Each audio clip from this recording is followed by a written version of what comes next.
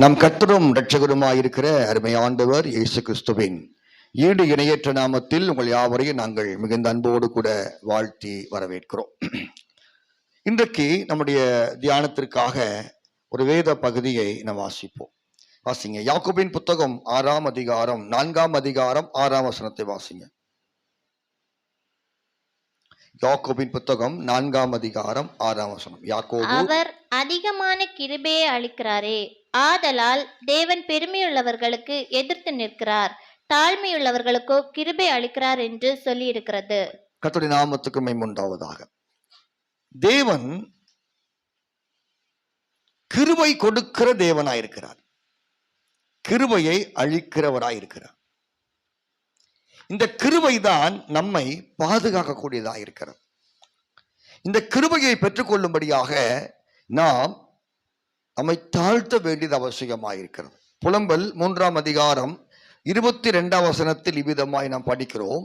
நாம் நிர்மூலமாகாதிருப்பது அவருடைய கிருபையே, அவருடைய இரக்கங்களுக்கு முடிவில்லை. வாசிங்க. புலம்பல் 3:22. நாம் நிர்மூலமாகாதிருக்கிறது கர்த்தருடைய கிருபையே, அவருடைய இரக்கங்களுக்கு முடிவில்லை. நாம் நிர்மூலமாகாமல் இருப்பது கர்த்தருடைய பெரிய கிருபையாயிருக்கிறது, அவருடைய இரக்கங்களுக்கு முடிவே இல்லை என்று சொல்லப்பட்டிருக்கு. தேவன் ஒரு தேவனுடைய பிள்ளையின் ஜீவியத்தில் நிர்மூலமாய்விடாமல், நிர்மூலம் என்ன அர்த்தம்? நிர்மூலம் அர்த்தம் அதை திரும்ப அதுல எதுவுமே செய்ய முடியாத பகுதி. ஒரு கண்ணாடி பாட்டில கல்லை வச்சு இடிச்சு கட்டி கொடுத்த திரும்ப ஒட்ட வைக்கவே முடியாது.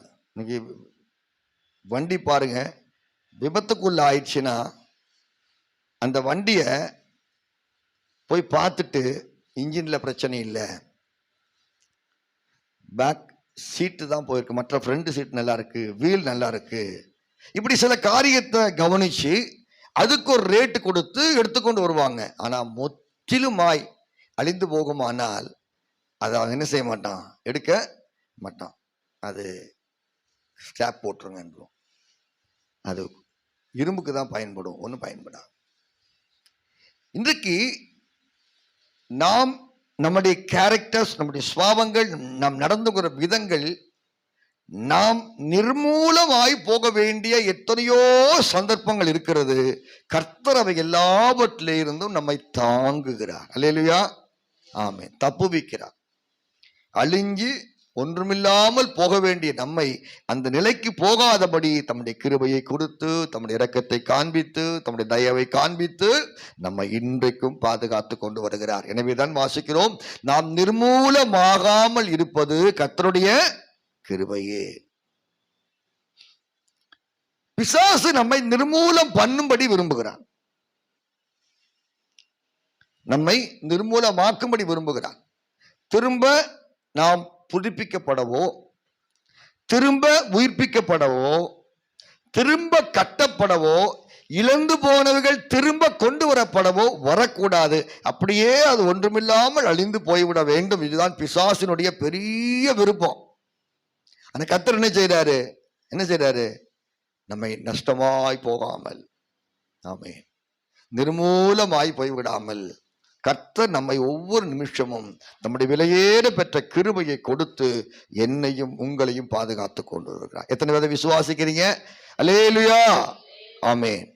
நாம் நிர்மூலம் ஆகாமல், அழிந்து போகாமல், நாசமாய் போய்விடாமல் இருக்க கர்த்தர் நம்மை பாதுகாத்து கொண்டு வரும். பைபிள் வாசிக்கும் பொழுது பாருங்க, தேவன், வாசிங்க, எசேக்கியேல் 36ஆம் அதிகாரம் 36ஆம் வசனத்தில் இவ்விதமாய் பார்க்கிறோம். நம்முடைய தேவன் நிர்மூலமானவைகளை கட்டுகிறவர். வாசிங்க. எசேக்கியேல் 36:36. வாசிங்க. கர்த்தராகிய நான் நிர்மூலமானவைகளை கட்டுகிறேன். பாத்தீங்களா? பிசாசு நம்மை நிர்மூலமாக்க விரும்புகிறான். திரும்ப நம்ம கட்டப்படவோ, ஆசீர்வதிக்கப்படவோ, உயிர்ப்பிக்கப்படவோ கூடாது. அப்படியே அது அணைஞ்சு போயிடணும், அந்த திரி எரிந்து கொண்டிருக்கிற திரி மங்கி போயிடணும்னு அவன் பார்க்கிறான். கர்த்தர் மங்கி இருக்கிற திரியை அணையாமல், நெறிந்த நாணலை முறியாமல், நாம் நஷ்டமாய் போகாமல், நாம் நிர்மூலமாய் போகாமல் இருக்கும்படி நிர்மூலமானவைகளை நான் கட்டுகிறேன் என்று கர்த்தர் சொல்லுகிறார். அல்லேலூயா, அல்லேலூயா. இப்படி ஒரு தேவன் நமக்கு இருக்கிறபடியினாலதான் நாம் இன்றைக்கும் ஜீவனோடு இருக்கிறோம். அல்லேலூயா. நம்முடைய திறமையோ, நம்முடைய பெரிய படிப்போ, நம்முடைய ஜெப வாழ்க்கையோ அல்ல நம்ம காப்பாத்துறது. இது நம்ம காப்பாத்துறது கர்த்தருடைய கிருபை. அப்ப நம்முடைய தேவன் நிர்மூலமானவைகளை கட்டுகிறார். கீழே வாசிங்க. நான் நிர்மூலமானவை கட்டுகிற தேவன், பாழானதை பயிர் நிலமாக்குகிறேன். பாத்தீங்களா? பாழானவைகளை என்ன செய்கிறேன்? பாழானவைகளை பயிர் நிலமாய் மாற்றுகிறவர். விவசாயத்துக்கு பயன்படாத ஒரு பூமியை பயிர் நிலமாக செழித்து ஓங்கி வளர்கிற நல்ல ஒரு பசுமையான நிலமாக கர்த்தர் மாற்றுகிறார். இப்படி ஒரு பெரிய மகத்துவமான அவருடைய வல்லமையை கர்த்தர் கிருபையினால் நமக்கு கொடுக்கிறார். எனவேதான் நம்மளுடைய ஜீவிதம் என்ன செய்யுது? இதோட முடிஞ்சது என்று நினைத்த எத்தனையோ சந்தர்ப்பத்துல ஒரு திரும்ப ஒரு புதுப்பிக்கப்படுதல் அவருடைய கிருபையினால் நமக்கு கர்த்தர் கொடுக்கிறார். இந்த நிர்மூலமானவைகளை தேவன் கட்டுகிற தேவன். நம்முடைய ஜீவியத்துல எந்த நிலையில் இருந்தாலும் சரி, திரும்ப நம்மை கட்டி, திரும்ப நம்மை உயிர்ப்பித்து, திரும்ப நம்மை பலப்படுத்தி, திரும்பவும் நம்மை ஆசீர்வதித்து, இப்ப இருக்கிற இந்த சூழ்நிலைகளை முழுவதுமாய் மாற்ற நம்முடைய தேவன் வல்லவராயிருக்கிறார். அல்லேலூயா. ஆகவேதான் படிக்கிறோம். நாகும் 2ஆம் அதிகாரம் 2ஆம் வசனத்துல வாசிங்க. நாகும் 2:2.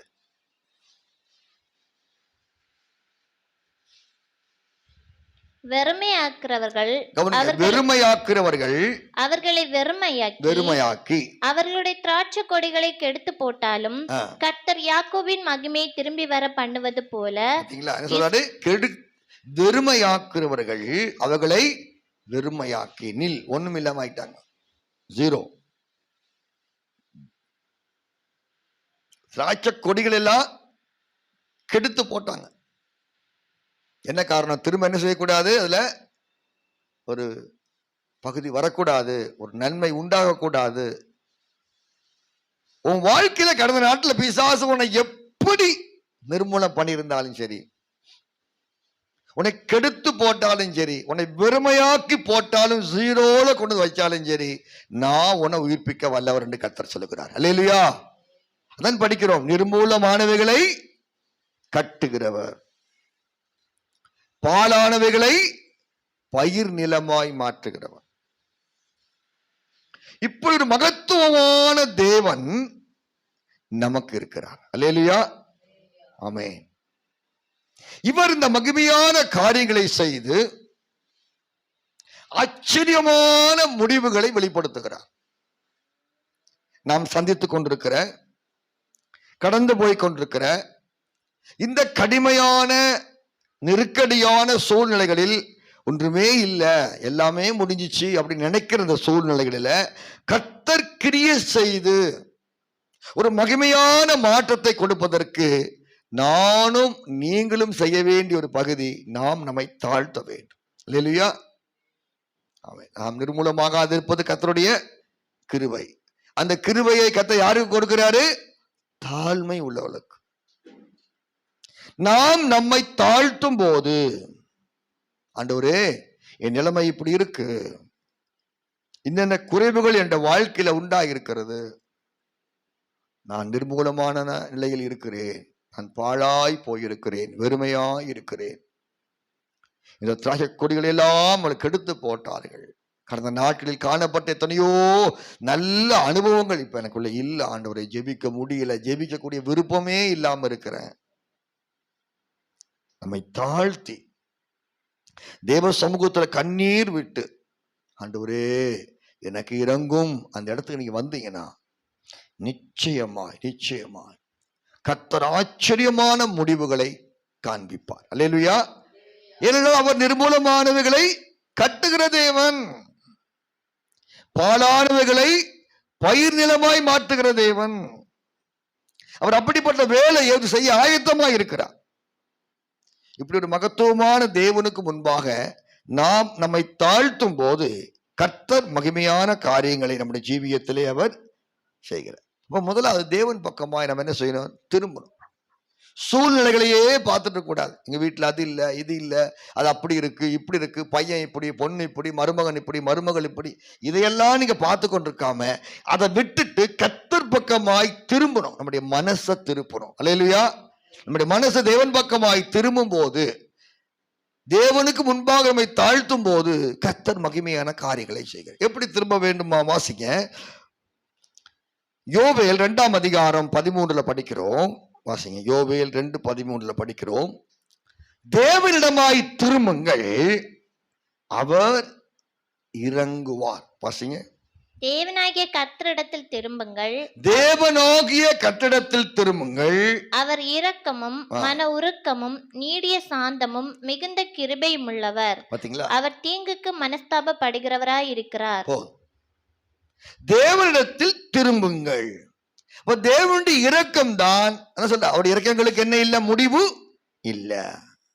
அவருடைய மகா பெரிய இரக்கம். ஒரு தகப்பன் தன் பிள்ளைக்கு இறங்குவது போல அவர் என்ன செய்கிறார்? இரக்கம் செய்கிறார். நம்முடைய நிலைகள் எவ்வளவு மோசமா இருந்தாலும் அந்த நிலைகளின் நடுவிலே நமக்காய் கர்த்தர் இரக்கம் செய்ய விரும்புகிறார். அல்லேலூயா. அந்த இரக்கத்தை எப்படி பெற்றுக்கொள்ள முடியும்? அவர் பக்கமாய் நாம் திரும்பும் போது. நீங்க கர்த்தர் பக்கமாய் திரும்பி பாருங்க. நீங்க நம்ம என்ன செய்யறோம்? சூழ்நிலைகளை பார்த்துக்கிட்டு இருக்கிறோம். நீங்க குடும்பத்துல அப்படி, நீங்க குடும்பத்துல இப்படி, அந்த சூழ்நிலை இப்படி இருக்கு, இது அதை பார்க்காதீங்க. உங்களுடைய மனசை கர்த்தர் பக்கமாய் திருப்புங்க. அவரை நோக்கி பாருங்க. அவருக்கு முன்பாக தாழ்மைப்படுங்கள்.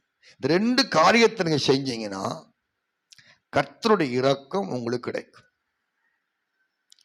அவர் இரக்கத்தை குறித்து பைபிளை படிக்கிறோம். அது முடிவில்லாத இரக்கம். அவருடைய இரக்கங்களுக்கு என்ன இல்லை? ஆமா, தீர்ந்து போச்சு, அவ்வளவுதான், காலி ஆயிடுச்சு, முடிஞ்சு போச்சு, அப்படி இல்லை. அதை எடுக்க எடுக்க வந்து கொண்டே இருக்கும். அப்படிப்பட்ட ஒரு பெரிய இரக்கத்தை நமக்கு அவர் வெளிப்படுத்துகிறார். கர்த்தர் சொல்றார், என் பக்கமாக, கர்த்தர் பக்கமாக திரும்புங்கள், அவர் இரக்கம் உள்ளவர். உங்களுடைய மனசை கர்த்தர் பக்கமாய் திருப்பணும். வாசிங்க. பைபிளை படிக்கும் போது மனசை திருப்புறது மட்டுமல்ல, இன்னொரு பகுதிகளையும் படிக்கிறோம். ஓசியா 14ஆம் அதிகாரம் 2ஆம் வசனம் வாசிங்க. அங்க என்ன சொல்லப்பட்டிருக்கிறது? வார்த்தைகளை கொண்டு கர்த்தர் பக்கமாய் திரும்புங்கள். ஓசியா 12:2.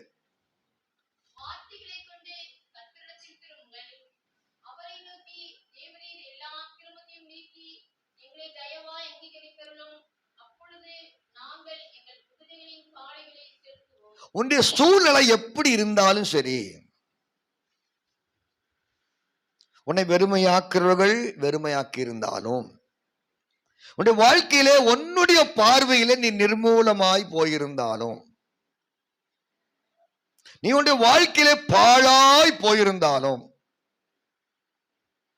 கர்த்தர் சொல்றார், நான் நிர்மூலமானவைகளை கட்டுகிறவர், பாழான நிலங்களை பயிர் நிலமாய் மாற்றுகிறவர். அப்ப இந்த ஒரு மாற்றத்தை கர்த்தர் நம்முடைய வாழ்க்கையிலே செய்யும்படி, முதலாவது நீங்க சூழ்நிலைகளை பார்த்து கொண்டிருக்காம கர்த்தர் பக்கமாய் திரும்புங்க. இந்த நிலைகளை முற்றிலுமாக மாற்றி அமைத்து என்னை ஒரு ஆசீர்வாதமாய் மாற்றுகிற ஒரு தேவன் எனக்கு இருக்கிறார். அவர் பக்கமாய் திரும்புங்க. நம்ம என்ன செய்யறோம்? பழையதை பார்த்துக்கிட்டு இருக்கிறோம். இது இப்படி இருக்கே, இது எப்படி முடியும், அது எப்படி நடக்கும், இது என்ன ஆகுமோ தெரியலையே, கடவுளே, இப்படி புலம்புறதை நிப்பாட்டிட்டு நிர்மூலமானவைகளை, வெறுமையாய் இருக்கிறவைகளை, ஒண்ணுமே இல்லைங்கிற இடத்துல இருக்கிறவைகள் போல அழைக்கிற ஒரு தேவன் எனக்கு இருக்கிறார். அல்லேலூயா. நான் இல்லாதவைகளை இருக்கிறவைகள் போல அழைக்கிற தேவன். ஒரு முறை ஒரு வீட்டுல ஒரு அம்மா பாட்டியம்மா தனியா இருக்கிறாங்க. உங்களுக்கு பிள்ளைகள் யாரும் இல்லை, வீட்டுக்கு இறந்து போயிட்டார். இந்த பாட்டிக்கு ஒரு குறைவும் இல்லை. ஒருத்தர் தேட போனார். தேடி போய் பேசி, பாட்டிமா எப்படி இருக்கீங்க, உங்களுடைய செலவுகள் எல்லாம் எப்படி நடக்குது, தேவைகள் எல்லாம் சந்திக்கப்படுதா, நீங்க சுகமா இருக்கிறீங்களா, எப்படி உங்களுக்கு வருமானம் எங்கிருந்து வருது அப்படி கேட்டாங்க. அவங்களுக்கு ஒரு சின்ன தோட்டம் உண்டு, வெளியில எங்கேயும் வேலைக்கு போறது இல்லை அவங்க. அந்த தோட்டத்துக்குள்ள வாழை மரம், தென்னை மரம் இப்படிலாம் வச்சிருப்பாங்க, பாக்கு மரம். இப்போ இதில் கிடைக்கிற காரியங்கள் எல்லாம் கொண்டு போய் ஒரு ஆள் தானே கொண்டு போய் ஏதாவது விற்று எடுத்து சாப்பிடுவோம். அவங்க சொன்னாங்க, என்கிட்ட ஒரு 50 கோழி இருக்கு. 50 கோழியா? எங்க இருக்கு? ஒன்றையுமே காணுமே அப்படின்னாரு. எல்லாம் அங்கங்க மரத்து கீழே படுத்து கிடக்கும். 50 கோழி இருக்கா? அதில் எப்படி 30 கோழி டெய்லி என்ன செய்ய முட்டை எனக்கு கொடுக்கும்? கூப்பிடுங்க பார்ப்போம். பார்த்தா ஒரு கோழியுமே இல்லை. கையில் கொஞ்சம் அரிசி எடுத்துக்கொண்டு பான்னு கூப்பிட்டோன்னே எல்லா கோழியும் மண்ணுக்குள்ள உட்கார்ந்ததெல்லாம் தட்டி ஒருத்தர் எடுத்துட்டு பறந்து வந்து, இவ்வளோ கோழி இருக்கா? அவர் கண்களுக்கு அது என்ன செய்யல தெரியல. உங்க கண்களுக்கு முன்பாக உங்களுடைய குடும்ப வாழ்க்கை, உங்களுடைய தனிப்பட்ட வாழ்க்கை ஒன்றும் இல்லாமல் இருக்கலாம், நிர்மூலமாய் போயிருக்கலாம், பாழாய் போயிருக்கலாம், அவ்வளவுதான் அப்படி நினைட்டு இருக்கலாம். அப்படி அல்ல. நிர்மூலமானவைகளை, பாழானவைகளை, வெறுமையானவைகளை திரும்ப பழைய நிலைக்கு, ஆசீர்வாதமான நிலைக்கு கொண்டு வருகிற ஒரு தேவன் எனக்கும் உங்களுக்கும் இருக்கிறார். அல்லேலூயா. ஓசியில் என்ன படிக்கிறோம்? 14ஆம் வாசிங்க. ஓசியில் என்ன படிச்சோம்? 14ஆம் அதிகாரம் 14:2 படிக்கிறோம். வார்த்தைகளை கொண்டு திரும்புங்கள். அப்ப என்ன செய்யணும்? நீங்கள் வாய் திறந்து கர்த்தர்ட்ட சொல்லணும். அப்போதான் இந்த நிலைமை மாறும். ஆண்டவரே, நான் இப்படி இருக்கிறேன், இந்த நிலைமைகள் இப்படி இருக்கிறது, நீர்களை மாற்ற வல்லவர், என் குற்றங்களை மன்னியும், என் குறைவுகளை மன்னியும் என்று சொல்லி வார்த்தைகளை கொண்டு அறிக்கை செய்து, அவர் பெரியவர் என்று சொல்லி அறிக்கை செய்து, பாவங்களையும் அறிக்கை செய்து கர்த்தர் பக்கமாய் திரும்பும் போது இந்த அழகான மாற்றத்தை கர்த்தர் நம்முடைய ஜீவியத்திலே செய்வார். ஏனென்றால் அவரிடத்துல திரளான மீட்பு இருக்கிறதா. வாசிங்க, பைபிளை படிக்கும் பொழுது இரக்கமும் மன்னிப்பும் இருக்கிறது. தானியேல் 9ஆம் அதிகாரம் 10ஆம் வசனம் வாசிங்க. தானியேல் 9:10 வாசிங்க. ஆனாலும் எங்கள் தேவனாகிய ஆண்டவரிடத்தில் இரக்கங்களும் மன்னிப்புகளும் உண்டு.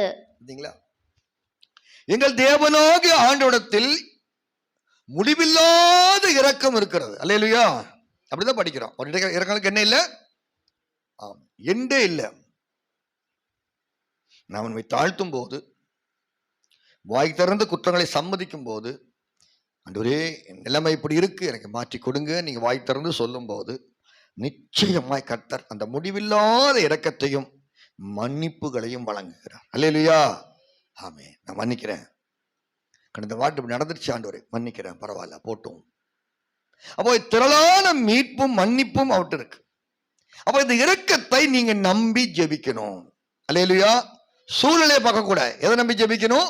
என் தேவன் இரக்கம் உள்ளவராயிருக்கிறார், அந்த இரக்கத்தை நான் பெற்றுக்கொள்ள விரும்புகிறேன். வாசிங்க, தானியேல் 9:18 படிக்கிறோம். நாங்கள் எங்கள் நீதிகளை அல்ல. வாசிங்க, தானியேல் 9ஆம் அதிகாரம் 18ஆம் வசனம் வாசிங்க. நீதிகளை அல்ல.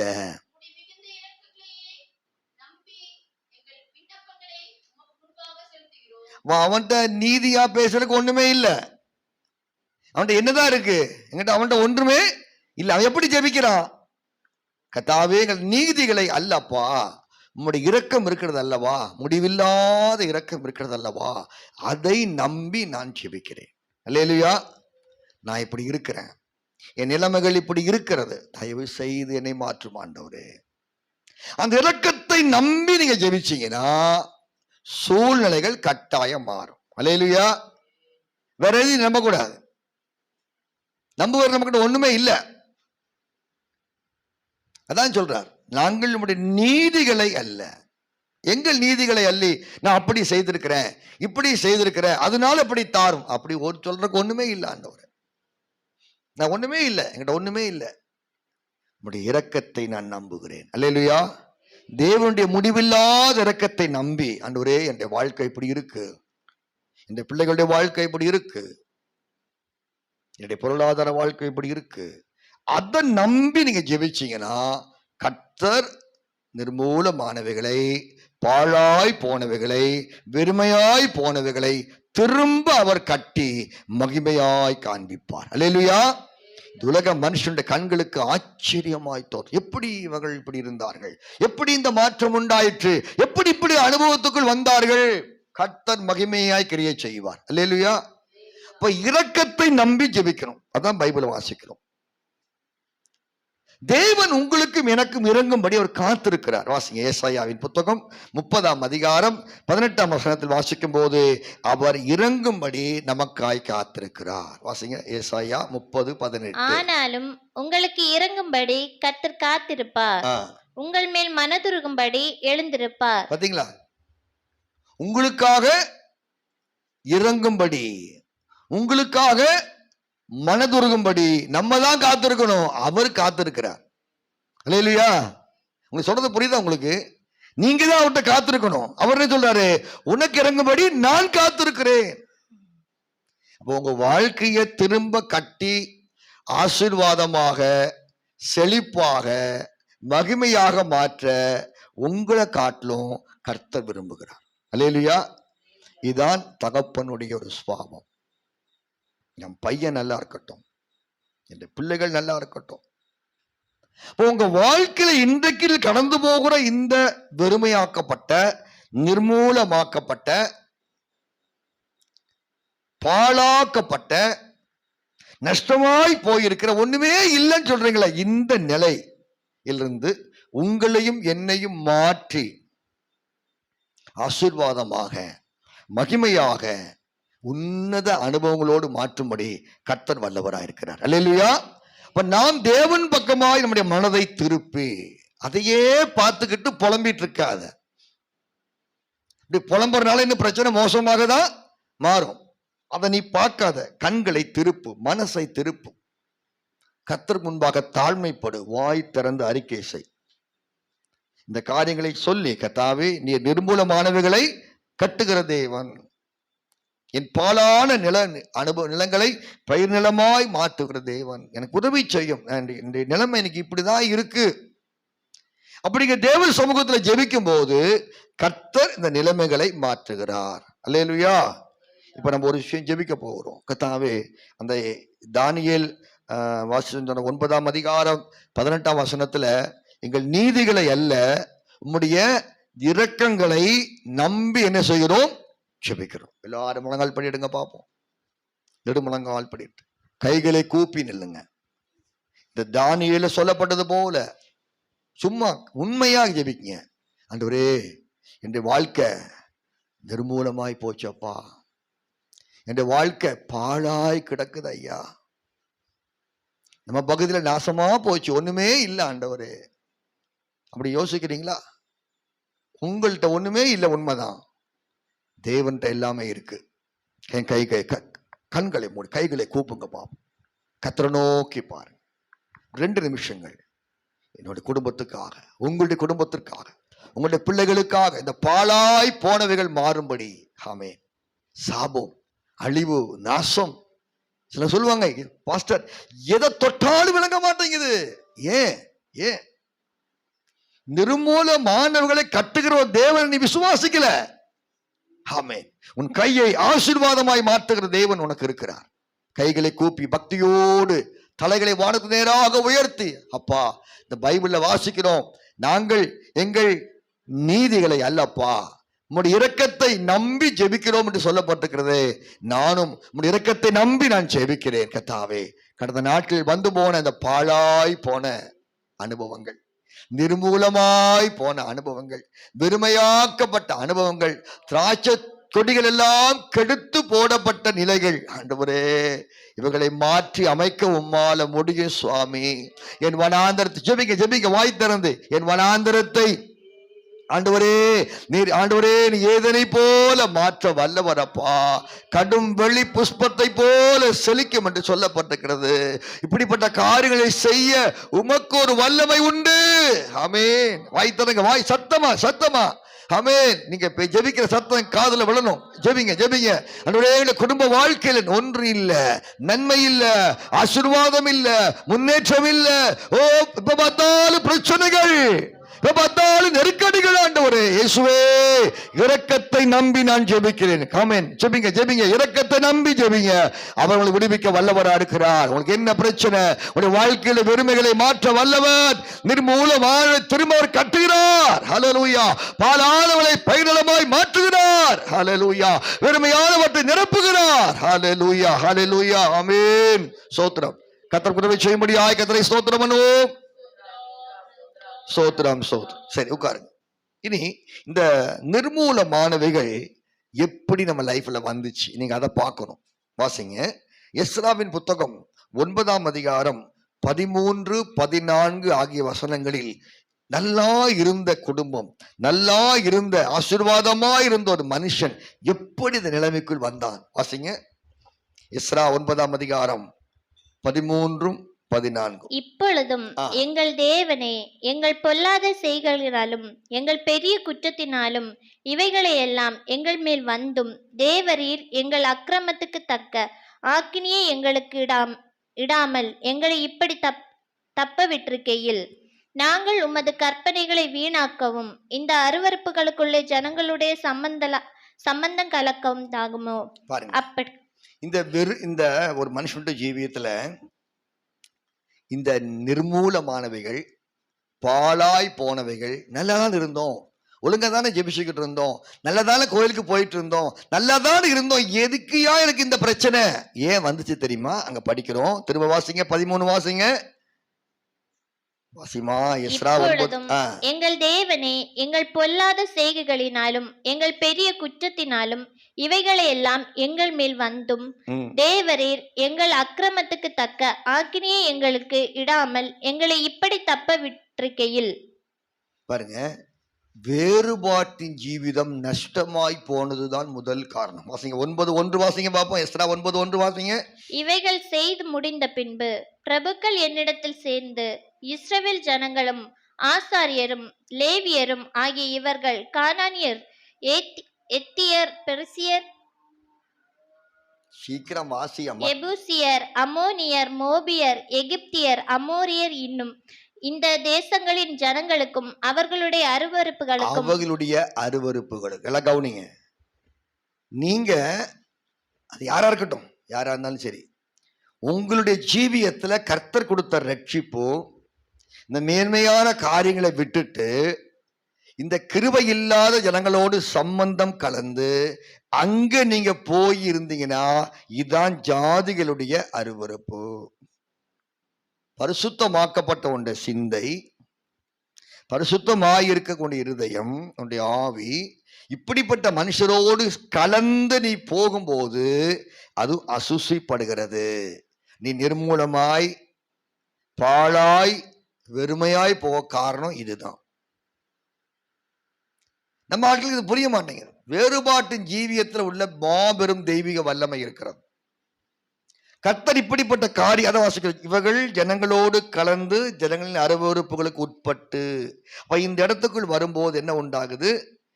நம்முடைய ஜீவியத்துல அந்த பரிசுத்த அந்த ஸ்டாண்டர்டு நஷ்டமாயி போகும்.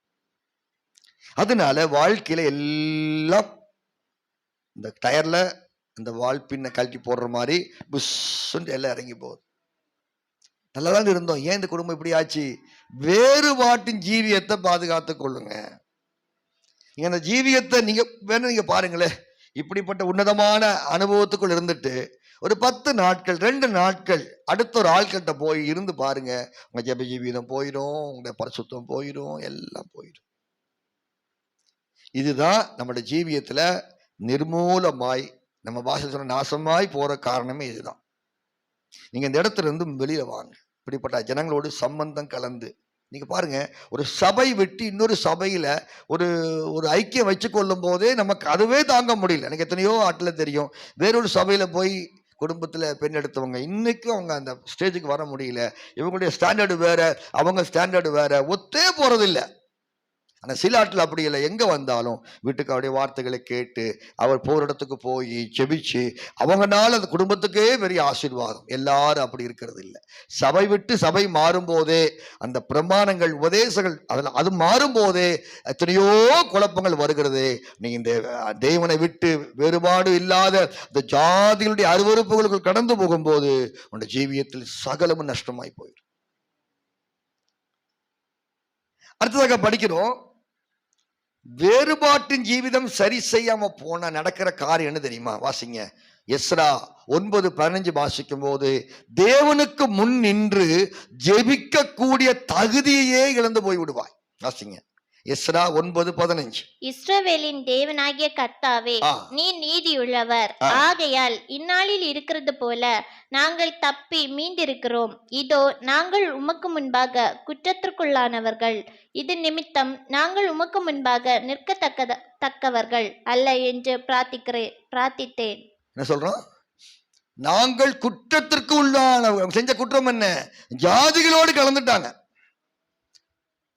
அப்ப அந்த வேறுபாட்டின் ஜீவிதம் நஷ்டமாய் போயிடுச்சுன்னா தேவனுக்கு முன்பாக நின்று அப்பா பிதாவே என்று கூப்பிடுகிற அந்த ஸ்டாண்டர்டே உன் லைஃப்ல போயிடும்.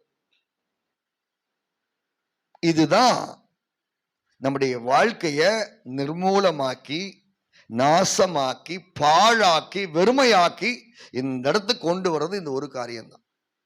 எனவேதான் திரும்ப திரும்ப சொல்றோம், அது யாரா இருக்கட்டுமே, வேறுபாட்டு உன்னை கர்த்தர் அழைத்திருக்கிறார், உனக்கு ரட்சிப்பை கர்த்தர் கொடுத்திருக்கிறார். இந்த இடத்தை விட்டு நீ மாறி போக விரும்பினாலே அந்த இடத்திலேயே நீங்க தேவனுக்கு முன்பாக நிற்கத்தக்கவர்கள் அல்ல. இன்றைக்கு இந்த இடத்துல ஒரு பெரிய மாற்றத்தை கர்த்தர் கொடுக்க விரும்புகிறார். பைபிளை வாசிக்கும் போது பாருங்க, அந்த இடத்துல நீங்க வாசித்து பார்த்தீங்கன்னா 2 ராஜாக்கள் 2:19 அங்குள்ள ஜனங்கள் சொன்ன ஒரு வார்த்தை. வாசிங்க, முடிச்சிருவோம். 2 ராஜாக்கள் 2:19 வாசிங்க. 2:19. இது பால் நிலம் தண்ணீரும் கெட்டது. வாசிங்க. பின்பு அந்த பட்டணத்தின் மனுஷர் எலிசாவை நோக்கி, இதோ எங்கள் ஆண்டவன் காண்கிறபடி இந்த பட்டணம் குடியிருப்புக்கு நல்லது, தண்ணீரோ கெட்டது, நிலமும் பால் நிலம் என்றார்கள். கவனிங்க, அவங்க சொல்ற வார்த்தை பாருங்க, ஒண்ணுக்கு பொருத்தமே இல்லை. என்ன சொல்றாங்க? குடியிருப்புக்கு நல்லதாமா, குடியிருப்புக்கு நல்லது, நிலமும் சரியில்லை தண்ணீரும் சரியில்லை. எப்படி குடியிருப்பான்? எப்படி குடியிருப்பான்? நமக்கு இன்னைக்கு அன்னைக்கு புத்தி இப்படிதான் இருக்கு. சரியில்லைன்னு தெரியும், அங்க போனா பரிசுத்தீவு நாசமா போகுதுன்னு தெரியும், ஆனாலும் நல்லது. என்ன நல்லது? தண்ணி முதல்ல இடத்தை தேர்வு செய்யும் போது என்ன சொல்றோம்? நல்ல தண்ணி. அப்படிதானே இடம் வாங்குறீங்க, என்ன செய்வீங்க? முதல்ல நல்ல தண்ணி இருக்கா, போர் போட தண்ணி நல்ல தண்ணி கிடைக்குமா, நிலம் எப்படி, இதான் 2 தான் பார்ப்போம். இந்த 2மே 0. ஆனா குடியிருப்புக்கு நல்லதாமா. இது மனுஷனுடைய மாம்சிகமான விருப்பங்கள், நல்லதல்ல. அங்க அந்த எலிசா சொல்கிறான், ஜெபம் பண்ணி அந்த இடத்தை மாற்றுகிறான். அல்லேலூயா. நிலம் பால் நிலம் தண்ணீரும் கெட்டது. அவன் சொல்றான், நீங்க ஒரு புது தோண்டிய கொண்டு வாங்க, அதுல உப்பு போட்டு கொண்டு வாங்கன்னா. அந்த புது தோண்டி மண் பாத்திரத்தை காண்பிக்கும், மண் பாண்டம். இது ஒரு புதிய இருதயத்தை பெற்றுக்கொள்வதை காண்பிக்கும். பாசிங்க, நம்முடைய இருதயத்துல இந்த பால் நிலம் நிர்மூலமானவைகள், நிலமும் சரியில்லை தண்ணீரும் கெட்டது, இப்படிப்பட்ட இடத்துல ஒரு மாற்றம் வேணும்னா என்ன செய்யணும்? வாசிங்க, அதில் படிக்கிறோம். எசேக்கியேல் 18:31 அந்த புது தோண்டி எதுக்கு அடையாளம்னா புதிய இருதயத்தை புதிய ஆவியை உண்டு பண்ணி கொள்வதை காண்பிக்கிறது. வாசிங்க, எசேக்கியேல் 18:31 வாசிங்க. நீங்கள் துரோகம் பண்ணின உங்களுடைய எல்லா துரோகங்களையும் உங்கள் மேல் இராதபடிக்கு விலக்கி உங்களுக்கு புது இருதயத்தையும் புது ஆவியையும் உண்டு பண்ணி கொள்ளுங்கள். நாம் தேவனுக்கு விரோதமாய் செய்த துரோகங்களை அறிக்கையிட்டு மன்னிப்பு கேட்டு அதை உங்களை விட்டு விலக்கி ஒரு புதிய இருதயத்தை பெற்றுக் கொள்ளுங்கள். அல்லேலூயா. புதிய ஆவியை பெற்றுக் கொள்ளுங்கள். இதுதான் புதிய தோண்டி. மறுபடியும் பல இடத்துக்கு நீங்க போக விரும்பாதீங்க. உன் நிர்மூலமாக்க விரும்புகிற பிசாசு என்ற வல்லமைகள் நடுவிலே உன்னை கட்டி எழுப்பி ஆசீர்வாதமாக வைக்க உன் தேவன் விரும்புகிறார். அவர் நிர்மூலமானவர்களை கட்டுகிற தேவன். அப்ப இந்த புதிய சொல்றான், புதிய தோண்டி கொண்டு வாங்குறான். அந்த புதிய தோண்டி புதிய இருதயத்தை காண்பிக்கிறான், புதிய ஆவியை காண்பி, உப்பு சமாதானத்தையும் ஆமென் சாட்சியுள்ள வாழ்க்கையும் காண்பிக்கிறது. உங்க ஜீவியத்தை நீங்க சரிப்படுத்தினீங்கன்னா உங்க வாழ்க்கையை கர்த்தர் ஆசீர்வாதமாய் மாற்ற வல்லவரா இருக்கிறார். கண்களை மூடுவோமா? கேட்ட வசனத்தின்படி கர்த்தருடைய வசனங்களுக்கு ஒப்பு கொடுப்போம். நிர்மூலமானவைகளை கட்டுகிற ஒரு தேவன், பாலானவைகளை பயிர்நிலமாய் மாற்றுகிற தேவன், வெறுமையானவைகளை நிரப்புகிற தேவன் நமக்கு இருக்கிறார். இந்த அனுபவங்கள் நம்ம லைஃப்ல இருந்து மாறட்டும். வெறுமையான பகுதிகள் மாறட்டும். ஆமென். நிர்மூலமானவைகளை என் லைஃப்ல இருந்து மாறட்டும். பாழாய் போனவைகள் மாறட்டும். எத்தனை விரும்புகிறீங்க? கர்த்தாவே, அந்த புதிய நிலமும் சரியில்லை, தண்ணீரும் கெட்டது. ஆமென். அவன் பாருங்க, ஜெபிச்சு அவன் 2 காரியத்தை கேட்டான். புது தோண்டியை கொண்டு வா, இது புது இருதயத்தை காண்பிக்க. தேவனுக்கு விரோதமாய் செய்த எல்லா துரோகங்களையும் அறிக்கையிட்டு மன்னிப்பு கேட்டு ஒரு புதிய ஆவியை, புதிய இருதயத்தை பெற்றுக் கொள்ளுங்கள். அடுத்து உப்பு போட்டு கொண்டு வாங்க. உப்பு கர்த்தர் போட மாட்டார், நீ தான் போடணும். இந்த உப்பு என்பது சமாதானத்தை காண்பிக்க, உப்பு என்பது சாட்சியுள்ள வாழ்க்கையை காண்பிக்கிறது, உப்பு என்பது பரிசுத்தமான வாழ்க்கைக்கு அடையாளமாக இருக்கிறது. உன் ஜீவியத்தை நீ சரிப்படுத்துங்க.